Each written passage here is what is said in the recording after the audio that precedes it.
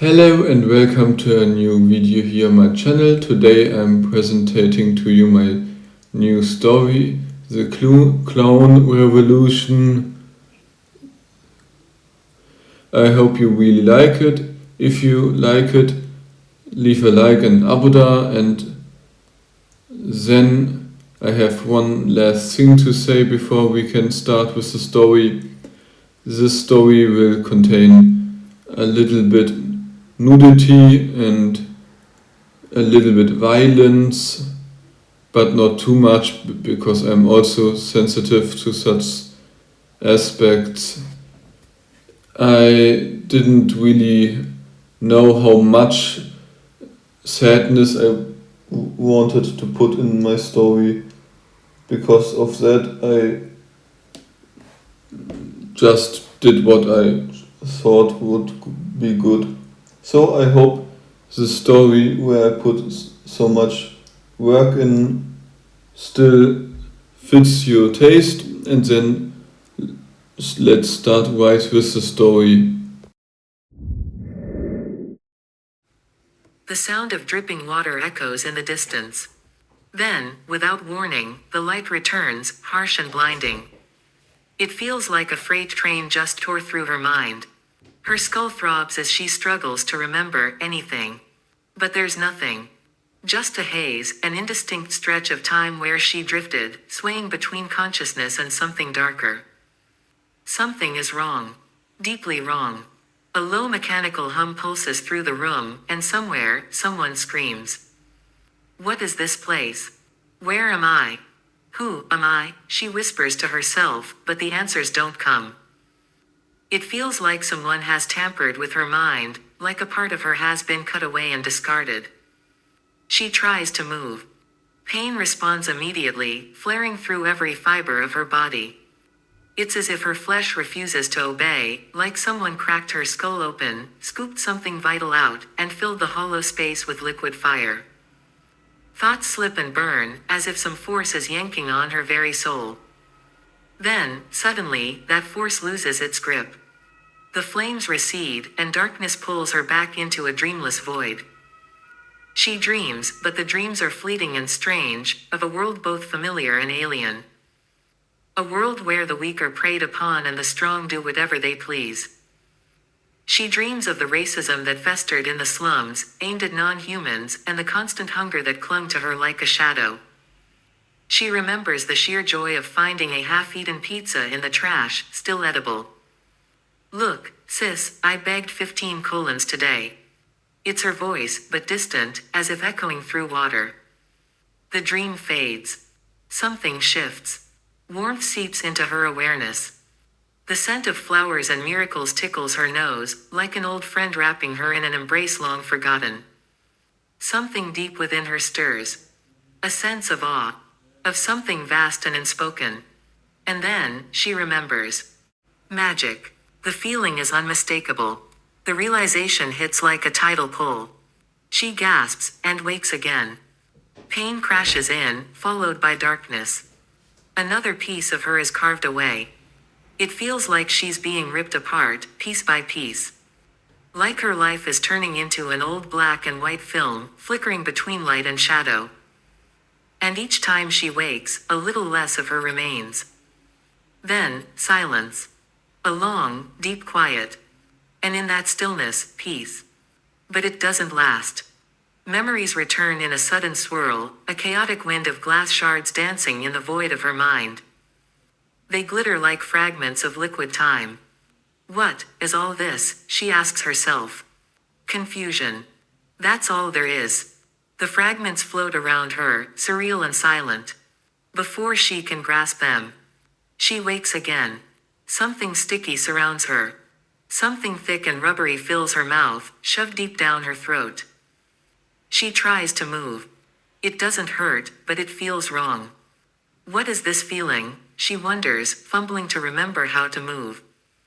Slowly, her eyes open. She sees green fluid all around her, thicker than water, clinging to her bare skin. Suddenly, something coils around her legs and yanks her downward. At the same time, the long tube is pulled from her throat. It's a nauseating sensation, like being turned inside out. She retches, but there's nothing in her stomach. Where am I? What is this place? She mutters weakly, her head pounding. Voices surround her. More tubes slide free. Her body twitches, unfamiliar with its own weight. She doesn't recognize the feeling. Then the word comes back to her. Nausea. My head, it's mush, she thinks, trying to remember. But there's only emptiness. As if parts of her soul, or mind, are simply gone. Thinking feels like dragging weights through sludge. People in lab coats move around her, their expressions unreadable. Cold. Clinical. They speak and push buttons on nearby machines. With a hiss, the thick green liquid begins to drain. Suddenly, she can't breathe. Her lungs refuse to respond. Air brushes her skin, but her chest won't rise.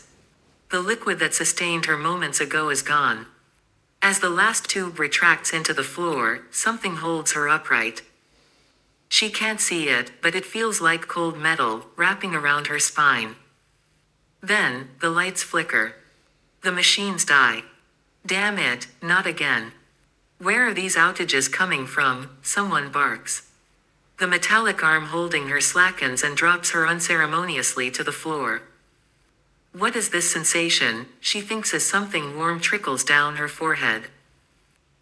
The test subject has fallen. Heavy bleeding. No pain response. Something's wrong with her brain. Neural response to stimuli is extremely low. Suspected severe brain damage. Prognosis, likely permanently impaired, if she survives at all. A voice, calm, distant, uncaring. But then, she feels something. Something like her. Broken. She doesn't know what she's doing, only that she reaches for it. If it's as damaged as she is, maybe it can fill the holes inside her. Maybe it can make the thinking work again. Something happens that shouldn't. The rules of reality bend. Cause and effect twist like melting glass. Time rewinds for a second. Her wounds vanish. What the hell? That shouldn't be possible. Did I imagine that, or am I losing my mind? She wonders. But everything is normal again. No one reacts. The lights return. The scientists look around in confusion. Someone lifts her onto a soft stretcher. Make sure she's cleaned up. I don't want that sticky crap on my hands, someone mutters. The figures, people, or something like people, nod and carry her away. Then the blackness returns. And in that silence, once again, she drifts into endless dreams and memories, blurred and broken. The name she had been searching for so desperately returns to her in a flash. But its full meaning still escapes her as she floats weightlessly through the vast, dreamlike void. My name is Rouge Evblaze, but what is happening to me?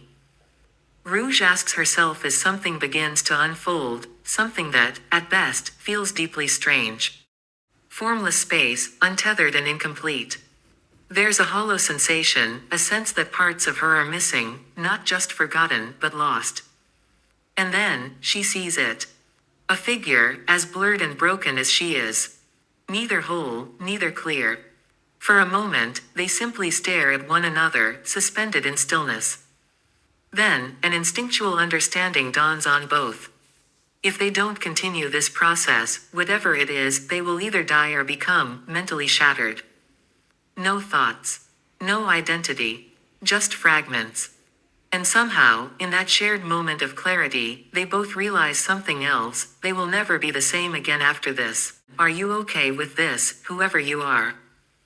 Rouge asks, her voice barely a whisper, caught in a flicker of lucidity. The other figure tilts their head, eyes shadowed. Yeah. I mean, I'm already dead. If something from the two of us can live on, that's enough. But we don't have time. Neither you nor I have time. The figure's voice is calm, but there's urgency buried deep within, I guess. I'm sorry. The idea that you'll inherit my memories, it bothers me a little when I stop and think about it. But the alternative is worse. You'll either die or lose your mind. I wish we could talk longer, but we only have seconds left. This is a one-time chance, and it's slipping. He reaches out, his hand stretching toward Rouge. She sees, for just a moment, his black hair, ghost-like, drifting. Then, gently, he touches her forehead. As what's left of him flows into her, everything sharpens but also becomes surreal. Something begins replacing the missing parts inside her mind. Not restoring them, but filling them. With pieces that don't quite fit. Suddenly, she understands. His memories, and hers, are merging. Not like reincarnation, not the way it's told in anime or manga. This is something far messier, more intimate. Not one soul replacing another.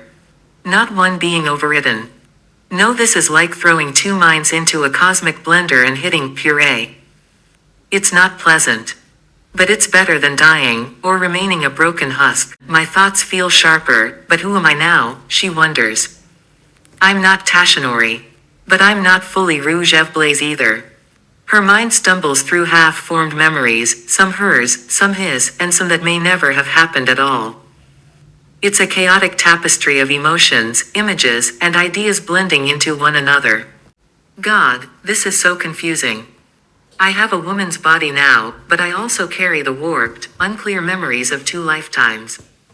Who were my parents? In either life. Did I ever have parents?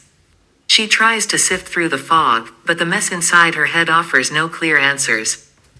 Still, amidst the madness, there's one undeniable benefit. Her mind feels clearer, sharper, more analytical. But everything else. Pure, undiluted chaos. And then a practical thought cuts through the static like a blade. I need to get out of this situation. Figure out where I am. A full-blown identity crisis can wait. She closes her eyes in the dream, and when they open again, she is back in the real world. A bright, sterile white room surrounds her. She lies on a hard surface, wearing only a thin white sheet draped over her body and a plain pair of underwear.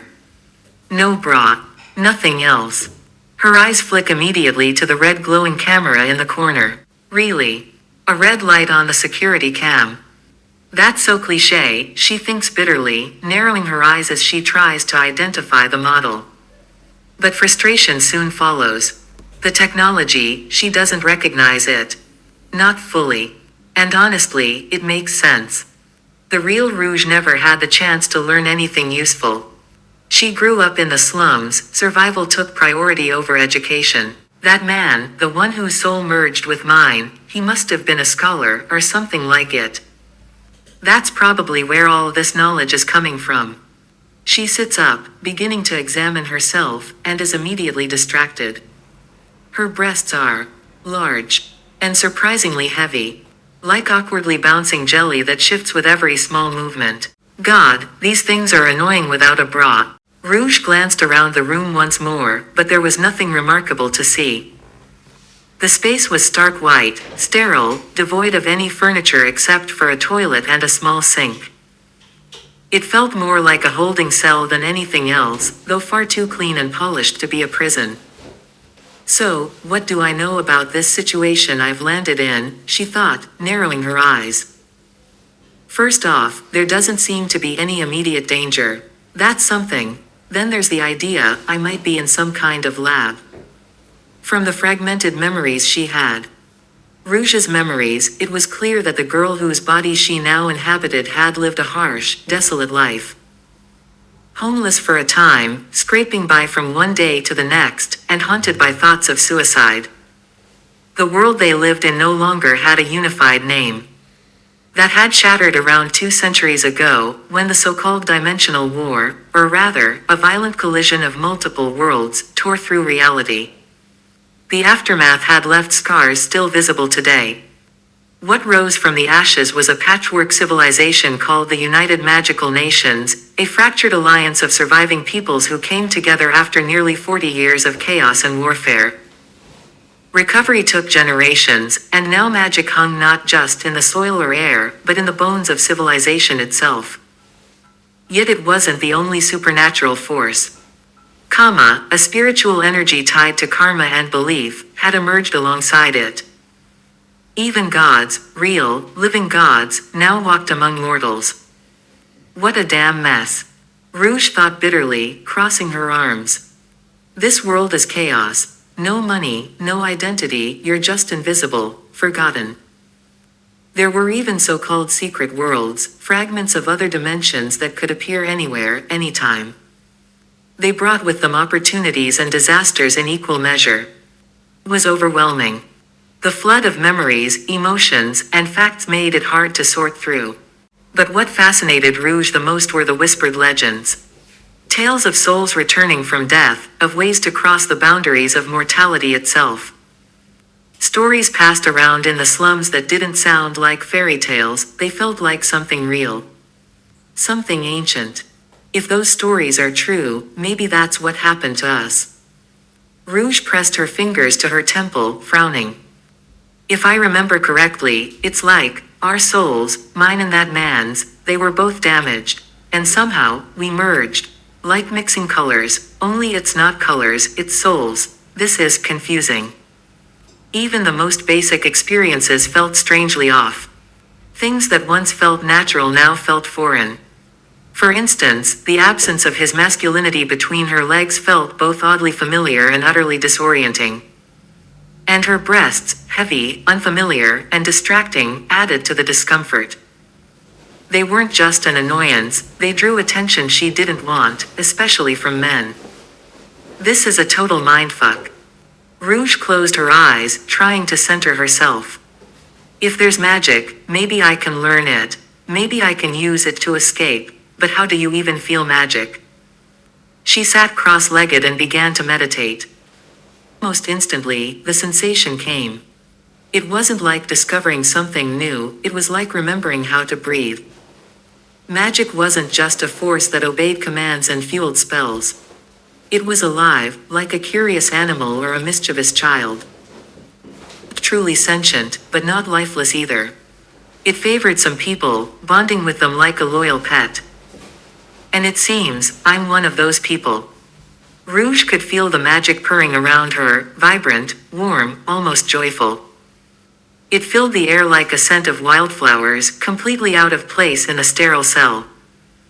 In her mind's eye, the magic danced like a living kaleidoscope, colors she didn't have words for, swirling and laughing in silence. Rouge couldn't say exactly when it happened, but suddenly the magic in the air fractured into a spectrum of colors. Something told her that one of those colors was missing, the color white. And that wasn't the only thing that felt off about magic, it behaved in ways it shouldn't. Yet there was no reason for Rouge to be remembering magic now. What's going on here? Why do I feel like magic is different from before, when I've never sensed it in either of my lives? My memories are hazy, but I'm sure I've never felt magic, and yet I know something's changed. What is happening, and why does magic come to me so easily? How can I even feel it? Rouge wondered as questions swirled through her mind in her essential circle, questions she didn't fully understand. Everything felt strange, as though the world above her were collapsing, and it wouldn't stop. She still hadn't decided whether to see herself as someone entirely new or not. These questions weighed on her like a heavy cloud. Rouge didn't know what was happening, only that it was deeply confusing. I am who I am, and that should be enough, but I could also simply accept being the new Rouge. As for my interests, it doesn't matter right now whether I'm attracted to women or men. First, I need to understand what kind of world I'm in. From what I can gather from my thoughts and memories, there are 3 supernatural forces: karma, magic, and faith energy, with the third emerging from the collective subconscious of all life. That makes things complex. There are gods and spirits, and there are beings who believe they are gods.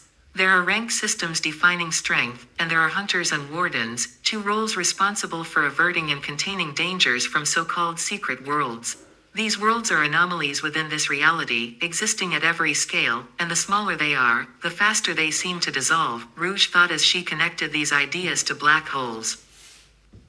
Black holes eventually evaporate entirely into energy after a long time. So you could say secret worlds are like magical black holes, except instead of devouring matter and magic, they passively emit magic and then dissolve, Rouge mused, considering these cosmic anomalies.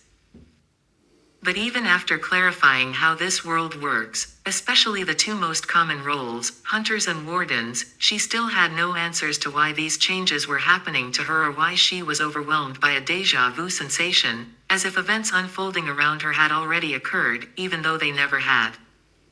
It felt like a replay of past events, though that notion made no sense. As she pondered what might be going on, she suddenly pictured an image that made even less sense. Rouge is a skier racing down a mountainside, triggering an avalanche with her wild yells of joy. Then, inexplicably, more avalanches erupted unrelated to the skier. The scene shifted to a butterfly flapping its wings and unleashing a tornado on the other side of the world. Then more butterflies appeared. Rouge didn't know what to make of it, but it was clear this wasn't normal. The images were far too detailed to be mere imagination. It felt as if a hidden message lay buried within them, but when Rouge probed deeper, she couldn't decipher its meaning. What could these butterflies symbolize? In that man's life there was a term for someone traveling through time and causing events to diverge from the future they knew. He called it the butterfly effect. Now the question is, why am I seeing multiple butterflies? If this is what I suspect, it could mean one butterfly effect triggered several others, like an avalanche spawning more avalanches, creating a cascade of cascades, a highly complex process. But the butterfly effect implies time travel, and magic should forbid time travel. It would be as contradictory as boiling water with only water. Water alone can't randomly heat other water to the same temperature. It makes no sense, just like trying to rationalize other paradoxes. Magic shouldn't be able to revive the dead, force life, or recreate life from the lifeless. None of that should be possible, yet I keep seeing this butterfly image when I think about what's happening. What does it mean, and where am I? Rouge asked herself, as time passed and she struggled to understand. Then she saw it, something that could explain everything going wrong in this facility. It was so absurd and so surprising that the researchers at Laplaxia had built their human experimentation lab in a place naturally infused with karma energy. That would explain the misfortune plaguing every researcher and guard here. All the staff, apart from the test subjects, were drowning in bad luck, and it would only grow until no one could deny the facility was karma infected. Once that happened, Laplaxia would incinerate everything inside, because anyone with an ounce of sense or logic wouldn't risk a karma outbreak. These idiots will all die. They'll perish by a string of unfortunate accidents, and that's guaranteed even without any clairvoyant powers. With the amount of karma hanging in the air, it's almost 100% certain. Wait, how do I know the name Laplaxia? And how do I know what they plan to do with me? Damn, why do I know this? I can't let it go the way I think it will. But why do I know this shit? It's as if I'm reacting from experience I've never had.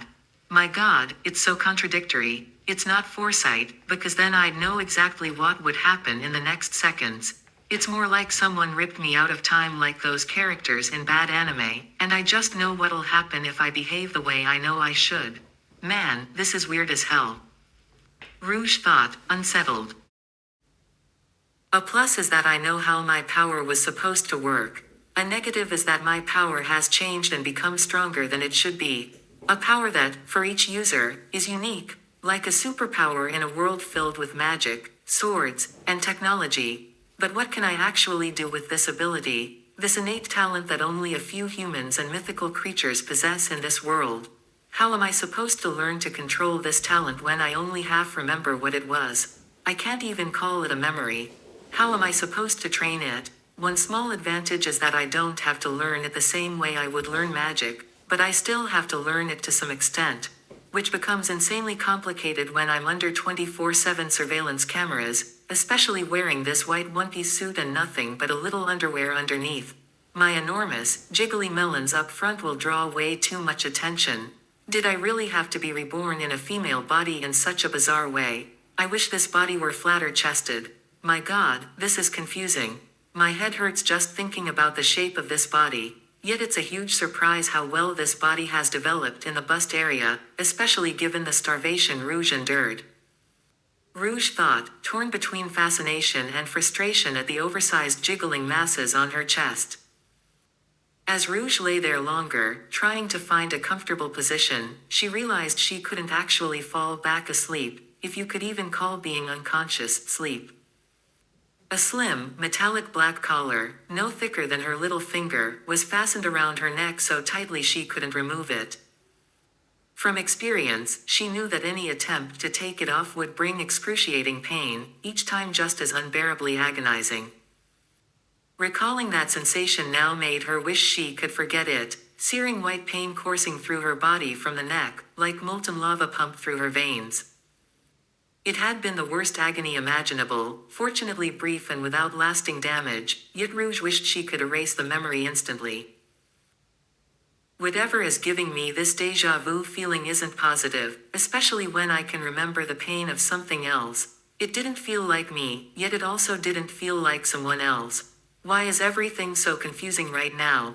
The best way to describe it is like watching a recording of something, not the real thing.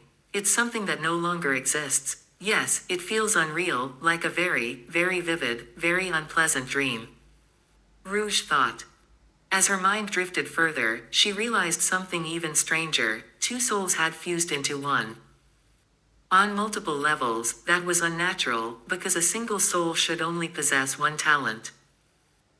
And though the second soul had no talent of its own, it brought something equally valuable: doctorates, years of study, sheer knowledge of engineering, astrophysics, mechanics, electrical engineering, and other disciplines.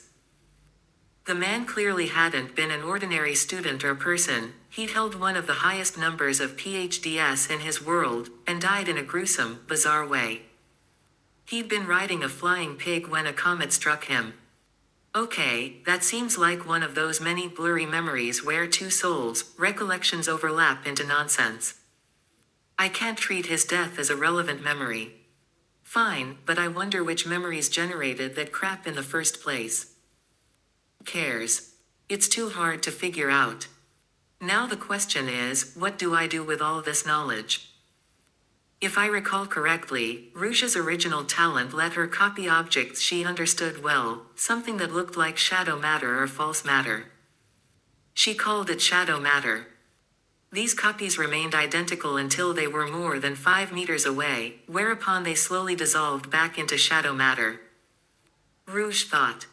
When Rouge rolled onto her other side, her two wobbling pudding melons jiggled uncomfortably and pressed against each other. Sleeping on her stomach proved impossible, so she concluded she wouldn't be sleeping anytime soon. Her next thought was to test whether she could clone objects she remembered. First, she tried a small screw in her closed hand, and indeed felt the power she trusted. It activated, flowed through her arm into her hand, emerged through her skin, and formed an exact duplicate of the screw she'd envisioned. To her surprise, she could even clone pistols without touching the original object. It turned out it didn't matter whether she physically touched something. Contrary to what Alfish had believed, what mattered was how well she understood the object. This revelation opened up a world of possibilities now that the new Rouge knew how to build computers, dismantle electronics, lay cables, understand circuit boards, batteries, and how the internet works. After another test, Rouge realized she could, in principle, copy any device, just like a dagger or anything else. But the main limitation remained, as she saw when she rolled a screw on the floor beyond her power's range and watched it disintegrate into tiny purple and black specks barely visible. That matches my memories. This can be used. First, I need to discover my other abilities, what else I can copy, and how to get out of this facility. It's risky, but the chance that someone's watching every camera and doing their job perfectly is virtually zero.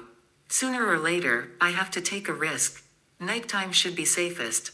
I should find out the current time, then next night I can disable the cameras. I could sabotage them and then train, Rouge thought as a plan began to form. Suddenly, the light switched on and heavy footsteps approached.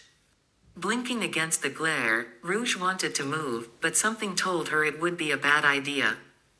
Her instincts urged her to play the brain-damaged child to learn more information. See, I told you. She doesn't respond to electric shocks. I've already shocked her twice, and aside from damaging her body, it did nothing. This collar is completely useless. We should just remove it. Maybe we can make her obey by other means. We could train her like a weapon. She's mentally still a child," said a man with gray hair and blue eyes. He and his companion wore the same white lab coats as the other researchers in this underground human experiment facility. As Rouge heard this, she felt the collar grow slightly warm, but the lack of pain suggested she truly couldn't feel it. Perhaps the brain damage prevented feeling pain. It could be both a blessing and a curse. Now, it was more of a blessing. Damn, a specimen that can't feel pain is convenient, but not if it kills itself before becoming useful. We don't need another handicapped specimen in this project," said Michael, a young researcher vying for the lead scientist role. His fate was to die in a laboratory accident by electrocution when a power outage first ruined the experiment he was about to start working on, in about an hour. His death would occur a day and a half later, mid-experiment, and would be agonizing due to terrible karma. "Okay, that's weird. I can feel how they'll die, and something tells me their stories if I keep playing this role. Too bad I can't feel pain myself, but whatever. I can think about that later. I just need to ensure my body doesn't take too much damage. It'd be a problem if I end up paralyzed because I don't notice how badly I'm hurt," Rouge realized as she followed her instincts and her fragmented experience, doing what she needed to do with slight adjustments. The only difference was that she now played the part of the brain-damaged, innocent girl who couldn't speak and had no idea what to do.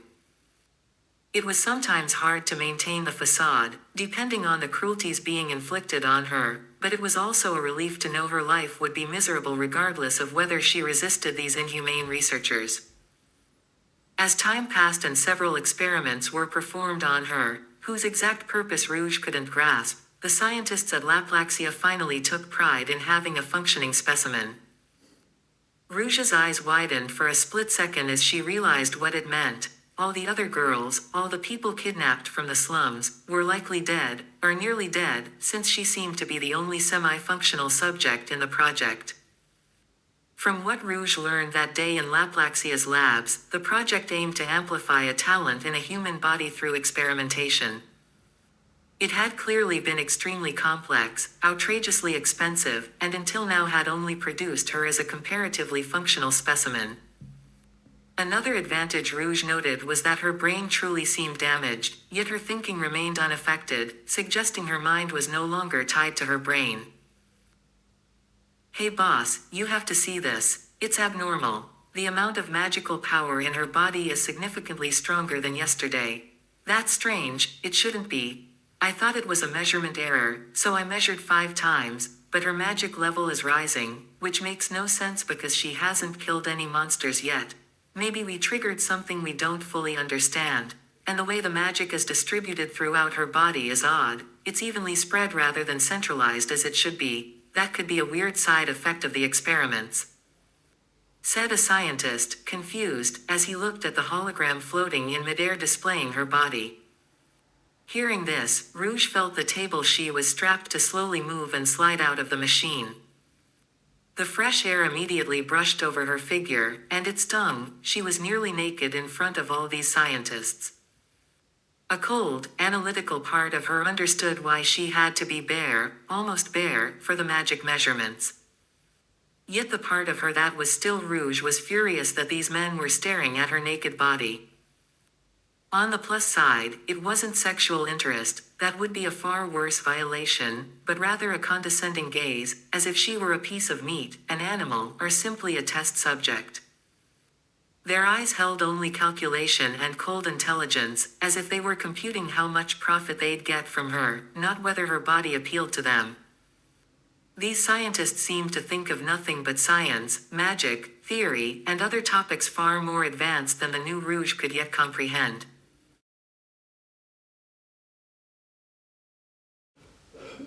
Thank you for your attention. I hope you liked my story. If you liked my story, leave a like and abo da and write your opinion down in the comment section. Comments also help my YouTube channel to share my story to more people. I hope you can help me with that. It's my hobby and my dream to become famous, you could say. But I don't really know if I want to become an author or do this hobby more. I do just what I want to do. And then, if you want to see the next video from this story, you can click on the playlist on the right side of the screen now. And if you want to go to the newest video I uploaded, you can click on the left side on the screen. Until next time, take care and goodbye.